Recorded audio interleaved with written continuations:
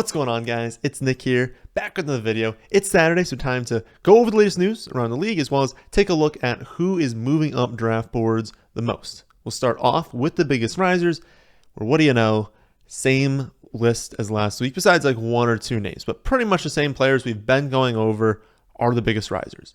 Doubs Robinson, Isaiah Pacheco, Alec Pierce, George Pickens, Isaiah McKenzie, Romeo Doubs, all make the list, all up around, with Doubs Robinson being the largest riser, going up 2 rounds this last week. So how are we feeling about all these players at their new ADPs? Because these are very, very important picks later in drafts. Like, these are the guys that you should probably be targeting in rounds 8 through 15 is this group of people. So what do we think about their new ADPs? I will go in order of new ADP. And so we'll start off with Alec Pierce. He's now the 30th running back off boards, a just insane rise over the last month, now going in the mid-8th round. I have moved him up to the running back 24, listed him as a 7th round pick on Underdog, an early 6th rounder in redraft, and so I am still in on him at his ADP. I would be extremely surprised if I moved him up any higher in the ranking. So some of these players, maybe if we get a few more positive reports, I might move him up. I would say I've pretty much maxed out where I can put Alec Pierce. This is basically as high as he can possibly go in the rankings. And so right now, I think the ADP is really, really solid. You should probably still be like targeting him on Underdog and redraft leagues. If you're drafting this weekend, you should probably be trying to get Alec Pierce onto your roster. And I do think the ADP will start to slow down. He's not going to make it into like the 4th to 5th round. I don't think he's even going to make it into the 6th round. So you're still trying to get him as close as possible to ADP, but if we're a little bit before ADP on Alec Pierce, I am totally fine drafting him. If he's top running back available in the rankings, I would draft him. He's probably going to be like, I would guess, a 7th round pick in this coming week. So maybe for those of you who are drafting on like Labor Day weekend, he's probably going to be a little bit more expensive, but I mean, he's the locked in running back 1 on the Texans right now. They have very, very little talent behind him. Like, it's locked in. They rested him in that second preseason game, and they're basically like, listen, we know he's the guy. We're trying to figure out who it is behind him. So there's not even a clear number 2. It's not a done deal that he's going to be like a featured running back or anything like that. But when we have a rookie that is already locked into this level of workload, they become a fantastic pick in the middle rounds. Next by ADP is George Pickens. He is now the 50th wide receiver off boards, going in the early 10th round right now. I have him ranked as the 46th wide receiver, giving him a mid-9th round grade on Underdog, late 9th round grade in redraft leagues. So I still think he is a very slight value, but that value is closing up very quickly, and there's only so much more I can really move him up as well. Hopefully he does nothing. Hopefully, honestly, he has a bad final preseason game, and so people can chill out a little bit. I believe they play on Sunday, so even you guys watching this video, remember I record these Thursday afternoon, so there are some bits of news that I'm just not going to go over now. We'll go over those on the Tuesday videos. And there's going to be some preseason games that happen between now and when you guys are watching this, but I'm pretty sure they play on Sunday. So no one watching this, at least if you watch it that day, is going to know. Let's all cross our fingers, hope that he doesn't score a touchdown, doesn't really do anything, and people can kind of chill out. Maybe his ADP can come back a little bit. But if he goes out there, and he has a really nice catch, he has a few targets, he catches a touchdown, he's probably going to jump up yet another round. So we'll see what happens on Sunday. But yeah, I mean, I think that he's a really good pick. I'm not going to start taking him in like round 8, but if he's there in like round 9, round 10, around his ADP, if you want a wide receiver, he's top in the rankings, I have no issues taking him. Very clearly talented, very clearly locked into a large role on the Steelers offense. Next up, Romeo Doubs. He is the 58th wide receiver off boards, going in the mid-11th round right now. He's my wide receiver 50, and I still have him ranked as about 1 round of value. Rodgers recently said that he's basically going to be held to a different standard than the other rookies have, and other rookies have historically as well. And it's just wild how many plays he's been able to make in camp. Now, he has not been perfect. He's run like the incorrect route at times. He hasn't been on the same page as Rodgers. And so Rodgers doesn't have like 100% trust in him. And I honestly do think they might open the season with just like all veterans at wide receiver. Like we could see a first snap from the Packers this year of Sammy Watkins. Well, Allen Lazard is the one, obviously. That's just going to happen. So Lazard is the one. And then Watkins on the outside as well with Randall Cobb in the slot. And I don't want everyone to panic if that does happen. Maybe it happens to start the game, but they're very quickly going to rotate in these rookies, especially Romeo Doubs being their best rookie right now. And by the first couple of weeks, you have to imagine Doubs is going to be taking over. So again, don't freak out if there's any reports that like Watkins could be starting, that Cobb could be starting. By the first few weeks, by midpoint of the season, Doubs is going to have a role in this offense, and you're not drafting him to play in week 1. Like, unless your team is atrocious, he's not your starting wide receiver, so you don't need him to have like a 100% snap share in week 1. But I just wanted to point that out because it is a possibility that they go with the veterans to start the season, but Doubs is a really good pick still right now. Next by ADP is Brian Robinson, who again is the biggest riser this week. He is now the 41st running back off the board, and he also goes in the mid-11th round. I have him ranked as running back 37, late 10th round grade on Underdog, and a 9th round grade in redraft leagues just because of how value changes the running back position for those formats. And it's worth noting that I have Gibson one spot behind Brian Robinson now as running backs 37 and 38. So I do think you should be taking Brian Robinson ahead of Antonio Gibson.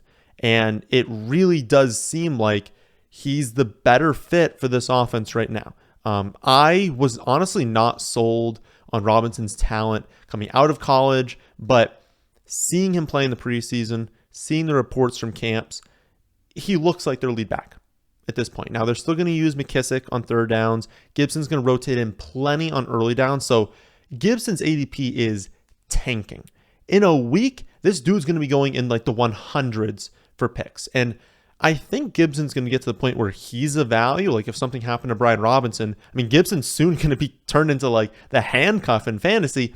And we know Gibson has plenty of upside. So I'm not just writing Gibson off as like a terrible pick because his ADP is going to get really, really late.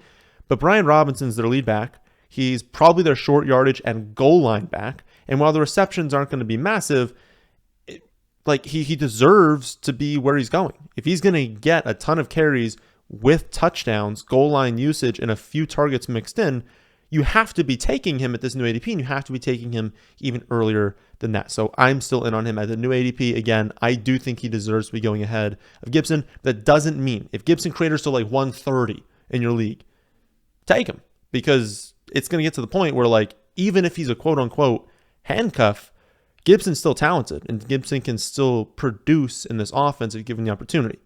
But again, Robinson should be first in the rankings. After Gibson, we have Isaiah McKenzie, and the take on him is exact same as it's been like the last month, but definitely the same as last week. The ADP is rising, but it's not rising fast enough, so keep drafting him. He won the slot role, and to start the summer, when we were talking about him, we're like, okay, he can win the slot role, but he's not going to be out there every snap.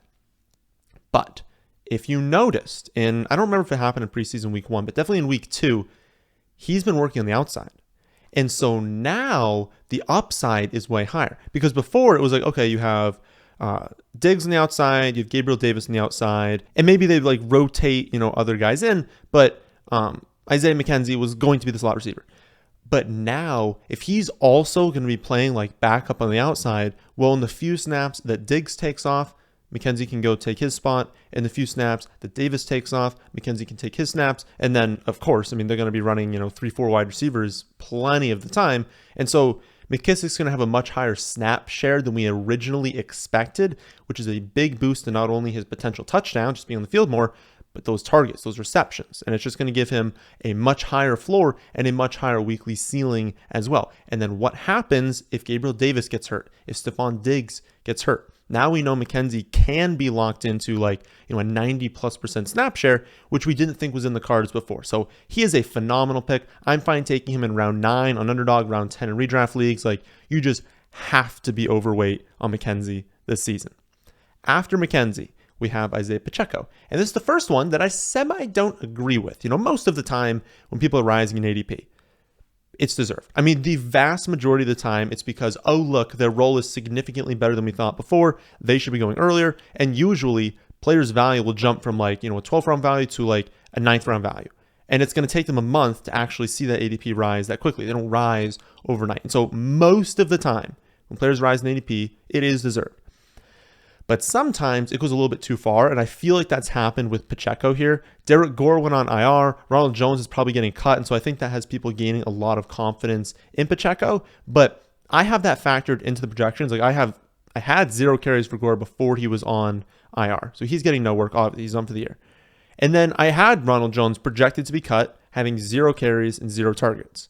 So I already have all this factored in.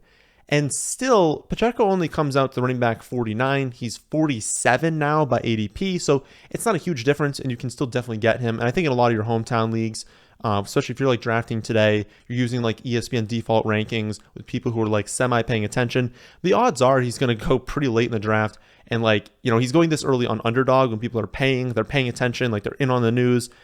In very casual leagues, he's probably going much later than this. So don't think this is me saying you can't draft him. But as the 47th running back off boards, like we know Clyde is the one. We know McKinnon is going to be used as like a passing down specialist, and that Pacheco's had a good camp, but he definitely hasn't had a perfect camp. There's definitely been plays where some like film experts have broken it down. It's like, like that wasn't, a fantastic cut. Like that wasn't exactly the whole.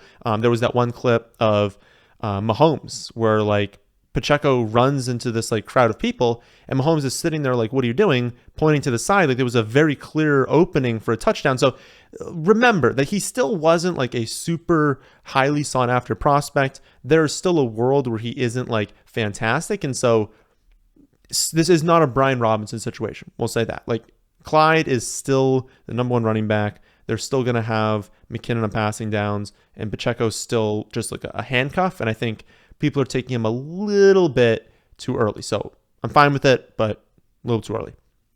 And then the final name, at least the final old name before we go over new players, is Alec Pierce. And actually, he wasn't one of the bigger risers last week, but we had talked about him last week as someone who should have been a biggest riser. We figured was going to be this week, and now he is. He's up to the wide receiver 75, going in the 14th round. He is locked into 3 wide receiver sets for sure. That's locked in. But he may already be ahead of Paris Campbell as the 2nd wide receiver on this roster. And let's be honest, I love Paris Campbell. You guys know that. I love his talent. I would love it if he could stay healthy all season. I think he can be really good. And I think he's a good late round pick. But he's struggled mightily staying healthy over his career. And there is definitely a chance that he suffers another injury this season. And if that happens, now it's a 100% certainty that Alec Pierce is just locked into 90% snap share, and he shouldn't be going this late. If that's a possibility on a very above average offense, someone who's going to see work deep downfield. Again, 14th round, that's a throwaway round. Like this, that's so late in the draft for you to be getting a potential number 2 wide receiver on a really good team with a downfield role. Like I said, that's too good a value to pass up. Again, I like Paris Campbell, and I think Paris Campbell is going to get a lot of work on this offense while he's healthy. But when's he healthy? So I think you should definitely be drafting him. As for the new risers this week, we have Isaiah Likely and Chase Edmonds. So gone are the days. Do you remember earlier in the summer when we were just trying to figure out why Edmonds was dropping? Like there was 3 consecutive weeks where we're like, I don't know what happened. Edmonds is down 5 or 6 more spots. He's going, I think at one point he was going in the 11th round, and we were like, what is happening? There's no negative news. People just don't like Edmonds. I don't know what that was about. But Likely now goes in the 17th round. Edmonds is all the way up into the 7th round. I talked about Likely about 2 weeks ago as one of my favorite 18th round picks. And let's be honest, there's no real difference between the 18th round and the 17th round. So he's still a phenomenal pick that late. But I want to caution all of you redraft only people out there, especially those of you who have been asking recently, should I be definitely targeting Likely as a tight end sleeper? Maybe taking him the 14th, 15th round. Because realistically, most redraft leagues only go 16, 17 total rounds, maybe taking defense and kicker last. So your last skill player pick is probably around 14 or 15. Likely is a great best ball pick. Fantastic on Underdog. I still think you should be targeting him aggressively there and being overweight there. But that's because he's probably going to have a few spiked weeks, and you're fine, honestly, that late with 400 or 500 yards and 4 or 5 touchdowns. That is honestly fine production for him if you're taking him an Underdog in round 16, 17, 18. But the odds that you end up with him as your starting tight end in an 8, 10, 12, even a 14-team redraft league that's non-tight end premium, it's pretty low. He's still a rookie. He's still behind Mark Andrews. I know they're going to use like 2 or 3 tight end sets, but he's still behind Mark Andrews. So at best, he's the 3rd most targeted player in their offense. Likely, I would say that he's like the 4th most targeted player, and it's not a high volume offense as well. So you're really hoping he gets lucky with touchdowns. It just feels like a situation where, like, if you're drafting him in redraft leagues and you're going up against multiple teams, okay, that have Kelsey, Andrews, Pitts, Waller, Kittle, Hawkinson, Schultz, Goddard. Like, I've already gotten to 8. And for you to have Isaiah Likely going up against them, you do need to understand that you're going to be at a significant disadvantage in basically every single matchup. Like, the odds that he's significantly better than some of these tight ends going ahead of him is pretty low. So if you want to double dip, maybe you have a league with like a deeper bench, you know, you have 17 or 18 total rounds. You want to take him with like Jonnu Smith, him with David Njoku, someone like that, him with Irv Smith. I think that's totally fine to use as your double dip. Or if you really wanted to like grab an elite tight end and you're like, I do still want to back up, take him, I think that's fine. Just go in that with the understanding that like he's very unlikely to be someone you start. And the odds are you're better off just using that pick on, you know, a running back handcuff or a high upside wide receiver, because it feels unlikely that he's going to be the guy you lean on. As for Edmonds, no real like news about him. I think people are just gaining confidence because it's pretty clear he's going to be the lead back. No one thinks that, you know, Raheem Mostert's going to come in here and command like 50% of the team's carries. And so when you do out the projections and you looked at like, if you were to give Chase Edmonds 40% of the team's running back carries, he projects as like a 5th round pick. So understand that he doesn't need that many carries, and he doesn't even need that many targets. Just having the combination of both of those, the potential touchdowns in this offense, he just grades out as a really, really good pick. If you want a super in-depth take on him, I did the video where I compared him to A.J. Dillon or Mondre Stevenson last Thursday, so not this one that just happened, the one before that, so you can check that out. But I really like Chase Edmonds. I think this offense is underrated, and I think even with this rise, I would continue drafting him, especially in full PPR formats. He's a stud in full PPR. So that's it for the risers, at least the most important ones. Let's go over the news last week. Not anything crazy that happened, but I think it's important to kind of touch on different things that happened. Remember, I record this. It's actually 11:14 a.m. on Thursday. So anything that happens after that, I do not know of. I'm not adding to the video. We can just talk about it. You can ask me on the Discord. Everyone who has All In on the website gets access to the Discord. Ask me over there, or ask me during the Tuesday night live stream, which will be at 6:30 this week, not 8 o'clock. I have a draft at 8, so we have to do it at 6:30. So the news. Cowboys offensive lineman Tyron Smith suffered like a knee/hamstring. It's actually a pretty gruesome injury. The hamstring like detached from the knee. I don't know. It sounds awful. He's probably out until at least December, but it sounds like it could be the entire season. Obviously, this is bad news for the entire Cowboys offense. It doesn't mean you just can't draft Cowboys players or anything like that, but it's basically a slight downgrade to anyone. I haven't done the rankings yet, but I'm going to go into the projections and just give very slight efficiency downgrades to a couple different players. But again, it's very small. Some players might not even move in the rankings, but it caps maybe the upside of some players, and it just kind of hurts the weekly floor because it just hurts the offensive line, and that's going to hurt the ground game. It's going to hurt the passing attack because you have less time to throw. So it's a negative, but it's not like the end of the world. Watch out for news out of Arizona surrounding Darrell Williams. It's been a pretty impossible situation to fully get a feel on this summer, but identifying who the handcuff is going to be behind James Conner is going to be very important. That player is going to have a role in the offense and going to have upside in fantasy. There have been some reports that Williams could get cut, and that would open the door for Eno Benjamin to be the number 2 in a pretty clear pass-catching role in that offense.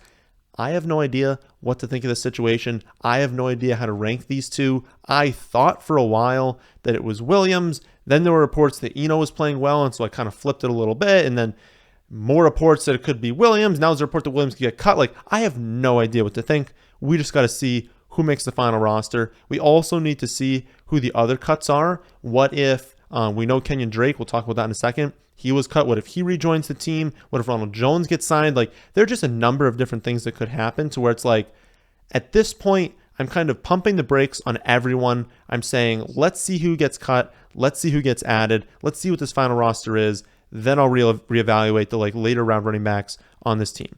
If I had to guess, I'm thinking it's Eno, and I'm thinking they don't sign someone. But it honestly, I have less than 50% confidence in that guess. I have no idea what's going to happen. Darren Waller is struggling through that hamstring injury again. And while Josh McDaniels said that he's not concerned, he also couldn't confirm that Waller would be out there in week 1, which has me concerned, even if he is not. I talked about before how if he returned from the injury and then effectively suffered a setback and couldn't go back out there, I would be out on him. And that's kind of what happened. They're not calling it a setback, but he's not practicing, and he did return to practice. So what else are you going to call it? So I did drop Waller in the rankings. I did not tank him, and I am still fine drafting him, but I did move him down closer to his ADP. And I believe in most formats, I moved Kittle ahead of him, though there are so many different formats. I moved him down in half PPR scoring. I think in standard scoring as well, Kittle is now the tight end 4, but you just got to check your scoring format exactly what it happens to be. I just dropped him in the rankings. But I still want a top 5 tight end, and I'm still comfortable drafting Waller and Kittle in round 5 if they are there. So this doesn't have me out on drafting him.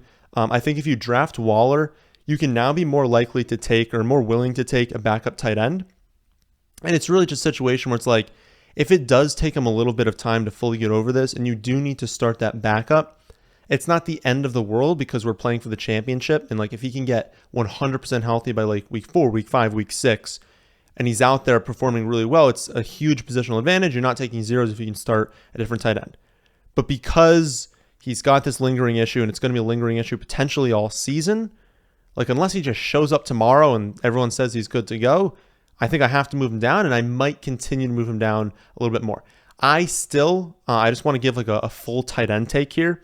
I still prefer the top 3. So Kelsey, Andrews, and Pitts, I definitely prefer over Waller and Kittle, especially now, just kind of looking over where you're getting them. There's still awesome wide receivers there. So I'm thinking the top 3 is what we're going with. And I much prefer Andrews and Kittle over Kelsey because in a lot of leagues, Kelsey goes in the first round, but if not the early second, you at least get that little bit of a discount for Andrews, but Pitts is my favorite. I would say if you had one tight end that you could leave your draft with every single time, I want it to be Kyle Pitts. He's an absolute freak. He's going to take a step forward this season. He can easily finish as a tight end 1, and he's a little bit cheaper. He still allows you to start off running back because he's not going the top 2 rounds. There's a number of different, spots you can take him, anywhere from a mid to a late 3rd round pick. Maybe he slips into the 4th round and you get super lucky there. But I just think if we're looking at one tight end, I want Kyle Pitts. And I feel before, Darren Waller was kind of thrown in there because his ADP was so low, but this hamstring injury has me concerned. So Pitts. Try and leave your draft with Pitts. If not, honestly, the double dipping late is also a fine strategy, but Kyle Pitts. I want Kyle Pitts. Brandon Ayuk continues to have an unbelievable camp. It's just so obvious that he's going to have a breakout season this year. I have been cautioning people throughout the summer not to take him too high because I know this passing offense is going to be a little bit frustrating. We're going to watch it and be there's so much potential here, but Trey Lance is going to be an inconsistent passer at times. But he's a great pick in round 6 and 7 on Underdog, and just look at his ADP on other platforms. Maybe I just didn't realize that Underdog's the gold standard for kind of where people should be going. Maybe they go a little bit earlier wide receivers because of the format, but overall positionally where they should be going, ESPN. I mean, the 9th round for Brandon Ayuk, Yahoo, 9th round, Sleeper 8th round, those are slam dunks. If you're playing on any of those platforms, get Ayuk on your roster. That's way too late for him. He's going to have a great year. Kenneth Walker had a procedure done and is expected to return by week 1, but this has not been confirmed. And Pete Carroll is one of the biggest liars I've ever seen. I'm not sure I've seen a human being lie more than Pete Carroll. He never tells us the truth. And even he at times has been a little bit shaky on when Walker is going to return. So that has me pretty darn concerned. And so if Walker's guaranteed to be missing significant time in camp, could miss regular season games. I mean, Rashad Penny is turning into a phenomenal player to target. He's going in the 8th or 9th round on every single platform. I'm thinking that's too late. Even if we only get a few weeks, what if What if Walker misses the rest of camp, misses the first 2 weeks of the season, returns in week 3? Well, that still means for 2 weeks, you've got a 20-plus touch running back in Rashad Penny. Even when Walker returns, he'll be coming off of an injury. He'll have missed a lot of camp, and he'll clearly be the 2. Like, we're just going to get Penny as the 1. 8th, 9th round in every platform, sign me up for that. I know he's got this injury history. I know I've been off him at times because he's only had like a few good games in his career, but he's the clear running back 1. I don't care if the offense is terrible. If Walker's going to miss time, this is too late for a starting running back on literally any team.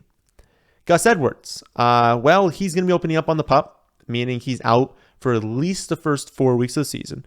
That's obviously good news for J.K. Dobbins, but I still want to point out that while Dobbins is not going to be opening on the PUP, he's not even a lock to play in week 1 yet. So watch the news as far as that's concerned. It is obviously, like I said, a positive for Dobbins that Gus is definitely not playing over the first month because Dobbins is now like the clear number 1 running back. They don't really have someone else that's like going to challenge him for those touches.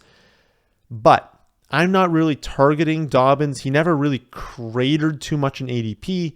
He doesn't catch passes. We still don't know how he's going to look. He's still not 100% recovered, and so it's unlikely that he goes out there even in the first few weeks of the season and gets a full snap share. And so it feels more like a situation where there's such awesome wide receivers in that range. Take the wide receiver. Don't draft Dobbins. If you really love his talent, you love his potential, he's going to start slow. And if he happens to not score while also getting not many touches, and we know Dobbins is returning, that's going to be a phenomenal time for us to be like, hey, let's trade for him. Let's get him at 8th, 9th round value, like quote unquote value. And maybe we can do that a little bit better than taking him in like the 5th or 6th round. So I'm drafting wide receiver still ahead of him, but it's technically positive news for Dobbins. As I alluded to before, the Raiders cut Kenyon Drake. This was not a surprise. We sort of saw the writing on the wall for a few weeks, just given how they were using him, how they were talking about him. Like, it was pretty clear he wasn't going to be on the team. People freaked out when it happened, though. I got a billion DMs asking if we should just be like picking up all the Amir Abdullah. Like, no. I think I had, because it wasn't like 100% certain he was going to cut, so I think I had Drake projected for like 3 to 5% of the carries and maybe like 1% of the targets. So the rankings aren't going to change all that much, but like obviously I had to give that work to someone. Jacobs is still in a void for me. Zamir White is still an upside play. Still a handcuff. He's still behind Jacobs, but like, Zamir White's a good pick. You guys have heard me talk about him plenty. He can catch the ball. He's a bowling ball when you give it to him, so he can be used at the goal line. Like, he's just a very quality running back I think they're going to use. And so great upside pick there. He doesn't get all that much better because, again, Drake wasn't going to play that much. Yes, Abdullah gains value, but so does Brandon Bolden. They're both going to kind of be in that James White role. Like, maybe they don't. Maybe they just use Abdullah, but my thinking is they're going to rotate in Abdullah and Bolden to that role. And if neither of them are getting that many carries, neither of them are getting like goal line, neither of them are getting early down work, it's like you're splitting a James White role. And it's not like the James White role produces like running back 1 seasons, right? Like, James White had one really good year, I think, when he had a bunch of receptions and touchdowns. But other than that, it's more of like an annoyance role. And so no, and unless you're in a really deep format, full PPR, there's really no point of drafting Abdullah or Bolden. All right, those are the biggest risers and the most important news over the last week. We can go over anything else that happens between noon on Thursday and next Tuesday during the Tuesday night live stream, which again is happening at 6:30 this week, not at 8, since I have a draft at 8 o'clock. If you draft today, good luck to all of you. And if you need rankings for that, you can sign up for instant access on my website, thefantasyfootballadvice.com. Make sure you get the draft package or all in. Don't buy the dynasty package and then think you're getting draft information. It's very clear. Just read the page that you're buying something from. But if you need rankings, again, thefantasyfootballadvice.com. I'll be back tomorrow with my must draft running backs. Monday for another episode of Mock Draft Monday, the final episode of Mock Draft Monday this season. And then again, live 6:30 Eastern Tuesday night, do an underdog draft and go over any news that happened. That, my friends, is the end of this one. Hope you all enjoyed. If you did, how about hitting the like button? And how about subscribing to the channel if you're new here? Thanks for watching.